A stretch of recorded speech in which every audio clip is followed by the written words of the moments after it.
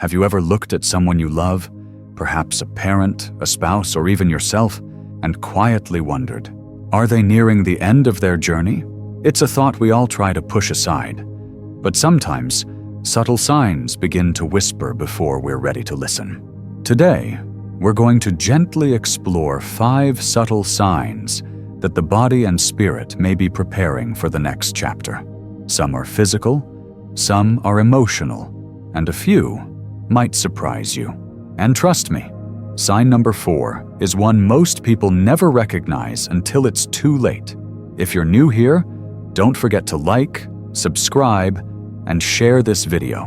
We're building a caring space here for older adults to thrive, learn, and support one another. Talking about death is never easy, but it is important, especially as we age or care for aging loved ones. This isn't a gloomy discussion. It's a gentle, compassionate one, because understanding these signs can help us prepare, support others, and find peace. When my neighbor George passed, his family shared something that stayed with me. The signs were there. We just didn't realize what they meant. That inspired this video. So today, I want to walk with you through 5 subtle but meaningful signs that may indicate someone is nearing life's end. Not to cause fear, but to bring clarity, comfort, and connection. You may recognize one or more of these signs in someone you know, or even in yourself. And that's okay. We're here together, holding space for honesty, kindness, and dignity. Sign number 1: withdrawal from the world. One of the first and most tender signals that the end of life may be approaching is a quiet turning inward, a gentle form of emotional withdrawal. It's not loud or dramatic. Often it begins subtly. Fewer conversations, unanswered phone calls, or a noticeable disinterest in things that once brought joy, like music, hobbies, or a favorite TV show. This kind of withdrawal can sometimes be mistaken for depression, but it's different. Depression usually carries weight, sadness, hopelessness, or a desire for things to change. End-of-life withdrawal, on the other hand, feels more like a settling, a soft retreat, not from sadness, but from the stimulation of the outside world. Imagine the way trees shed their leaves in autumn, not in pain, but in preparation. In the same way, the individual may begin to let go of daily routines, conversations, or even cherished rituals, not because they don't matter, but because their energy is turning inward. It's the soul beginning to slow its pace, preparing for rest. You might find that the person starts sleeping more, speaking less, or simply gazing out the window for long stretches. They're not necessarily confused or distressed. Often they're at peace. They may prefer silence over conversation, or a hand held rather than a story told. This phase can be difficult for family members or caregivers to witness. There's a natural desire to bring the person back, to re-engage them, to cheer them up.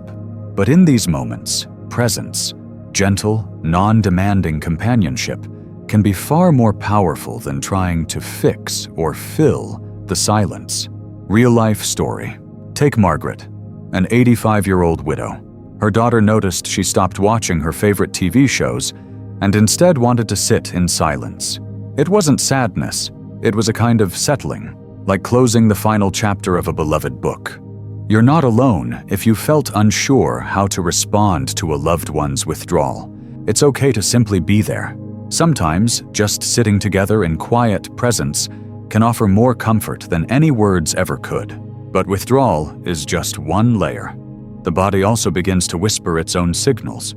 Sign number 2: changes in appetite and thirst. Another subtle, yet deeply meaningful sign that someone may be approaching the final stages of life is a change in how they eat or drink. Not because of illness or medication, but because the body itself is slowly winding down. This shift often begins quietly. Meals that once brought joy sit untouched. Sips of water become infrequent. Even favorite foods lose their appeal, not because the person is stubborn or picky, but because their body no longer signals hunger or thirst the way it used to. This isn't about forgetting to eat or refusing out of sadness. It's about the body's natural wisdom taking over. As the body enters this phase, it starts conserving energy. Digestion becomes less active. The need for fuel diminishes because the physical journey is slowing. For caregivers and loved ones, this can feel alarming. We're taught to nourish those we love, to bring comfort through food. But at this stage, offering food forcefully can cause more distress than relief. Instead, it becomes more meaningful to offer gentle support, perhaps a few sips of water, a soft piece of fruit, or simply being there at the table without pressure. The goal isn't to fix the eating, but to honor what the body is naturally asking for. Think of it like a lamp dimming gradually, not all at once. The light is still present, but it's softening, preparing for rest. Real-life example. James, 90, who had always loved his morning toast and coffee, started skipping breakfast. His son thought it was forgetfulness, until hospice explained it was a natural phase of slowing down. This kind of insight can bring peace in uncertain times. When we understand that appetite loss isn't a failure to thrive, but part of the body's graceful preparation, we can offer comfort without fear and presence without pressure. Now, let's talk about something that often goes unnoticed, but speaks volumes. Sign number 3. Physical changes in breathing and skin color. As a person nears the end of life, the body begins to show subtle but clear physical signs. One of the most noticeable changes comes through breathing patterns and skin tone, often signaling that the body is preparing for a final transition. You may start to notice that breathing becomes irregular. Sometimes it's fast and shallow. Other times there are long pauses between breaths. This pattern is known as Cheney-Stokes breathing, and while it can be unsettling to witness, it's not usually painful for the person. It's simply a result of the body's systems, particularly the brain and lungs, slowing down in unison. The rhythm of life is changing. The lungs are no longer working to take in oxygen with the same force.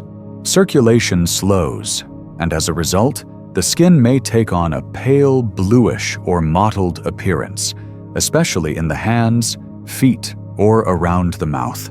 These are gentle signals from the body, showing us that energy is being conserved for only the most essential functions. It's important to remember, these changes are not signs of suffering. More often, the person is in a state of rest or unawareness.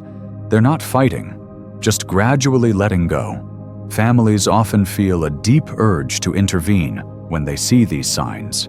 But sometimes, the most loving thing we can do is to simply be there. A calm presence, a hand held, a quiet voice nearby. These are the things that matter most now. Real-life example. Then there was Alan, 94, whose family noticed his breathing becoming shallow, with long pauses. His hands turned cool and slightly bluish. They feared he was in distress, but the hospice nurse gently explained these were natural signs that his body was nearing the end.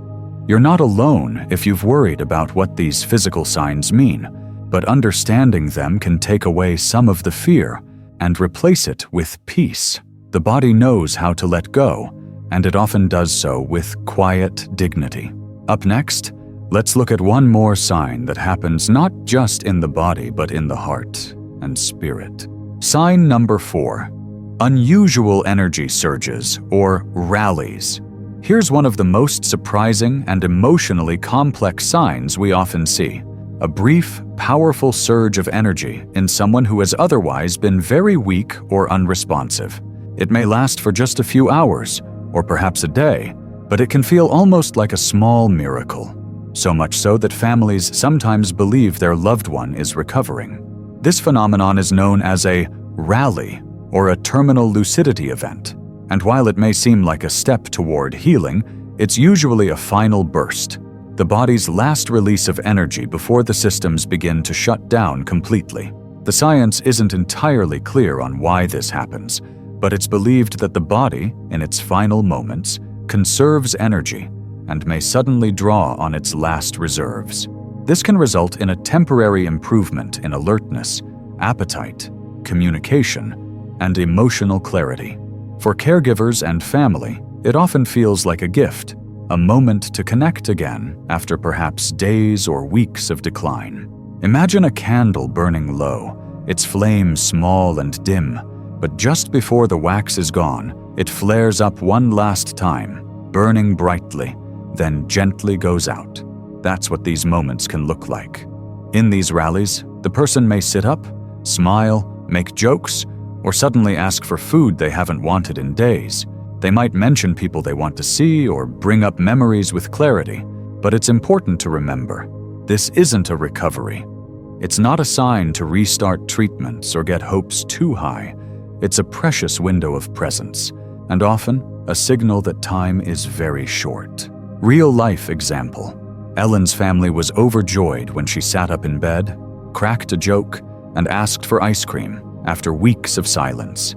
The next evening, she passed peacefully. These brief awakenings can be a final opportunity to say what needs to be said, to express love, gratitude, forgiveness, or simply to be together, hand in hand. For many families, they become cherished memories, a part of the goodbye that feels almost divinely timed. If you witness a rally in a loved one, try not to resist it or overanalyze it. Just lean into the moment. Hold their hand. Laugh if they laugh. Cry if you need to. These hours are not about what's next, but about what's now. And as we move forward, keep in mind, some of the most profound end-of-life signs are quiet, not in what a person does, but in what they begin to see or speak about. Sign number 5, talk of going home or seeing loved ones. As the end of life draws near, something remarkable often begins to happen. Something that touches not just the body, but the soul. Many older adults begin to speak of going home, even if they are already surrounded by family in their own familiar space. This phrase, repeated gently and often, tends to carry a deeper meaning that goes beyond geography.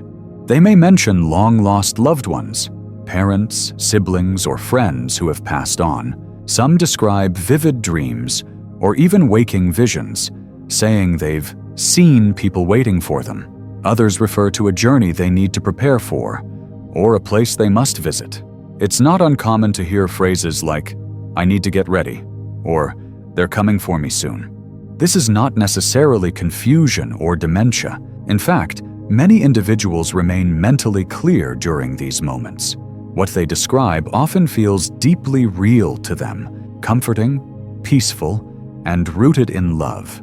In various cultures and spiritual traditions, these experiences are seen not as hallucinations, but as a gentle crossing, a time when the boundary between this life and the next becomes more transparent.